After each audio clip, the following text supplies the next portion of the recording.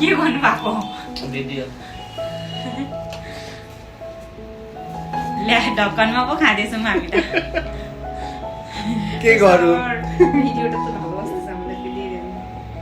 के गरौँ मैले प्लेट बिर्सेको त्यही त कोही बात छैन सम्झेर सरले ल्याइदिनु भएको तातो छ? तातो छ গাইস আমরা এখন ফ্রাইড রাইস আর चा চিকেন कस्तो छ हेर्छु ल भन्दै खाएर हेर्छु ल